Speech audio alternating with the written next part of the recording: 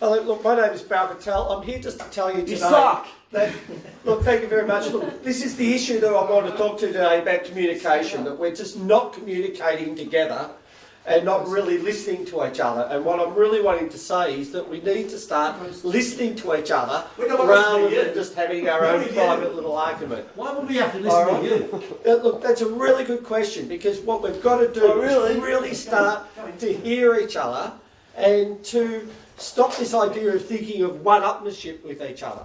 So what part of communication don't you understand when you say you're talking crap, Barry? And that's been the argument, I think, that's been used for a lot of times. But we've heard this all before, Barry. You're saying the same again and again and again, and people are still saying it's crap.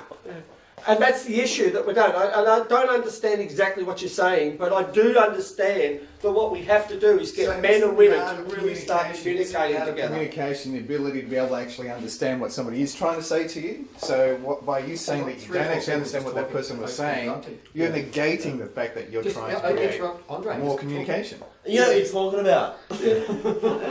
Look, that's a point there, but what we've got to do is we've got to take this emotive stuff where we're just attacking people out of the equation, and we've got to bring in things like mindfulness and respect and care for each other. And when we can bring that in, then we can actually have better communication. How are we going to do that though?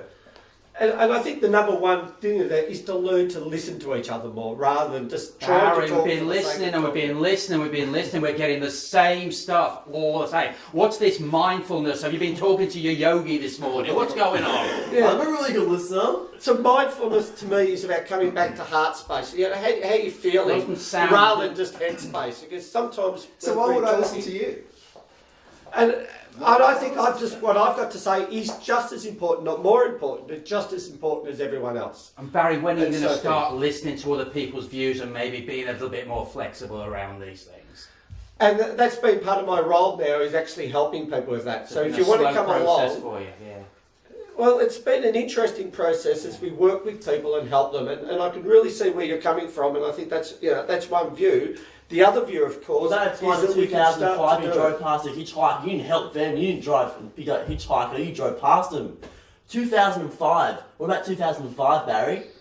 You drove past that hitchhiker. Yeah, and I think it's really important that we have safety protocols and set clear boundaries here so that we're not endangering each other, because do as I say, not as I do. It's actually illegal to pick up hitchhikers, and I hope you realise that, and I've always tried to stay within those boundaries.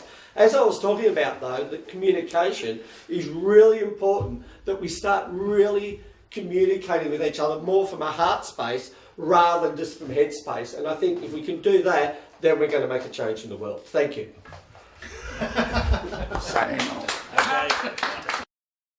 And remember to keep on challenging everything for the truth. I've spent my entire life doing that and would like to share some of my discoveries with you. Whether you're an atheist or believe in a higher power, my book on God is sure to get you thinking. And part and parcel of spirituality is learning how to work with your unconscious mind, such that you can quieten the mind and get yourself to sleep when you need to. And that includes the ability to banish bad habits like cigarettes, marijuana, alcohol, chocolate, and overeating.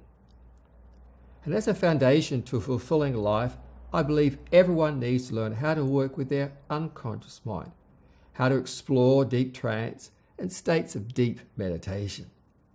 If you want to connect, you can find me on Facebook at Abbey Eagle School of Meditation.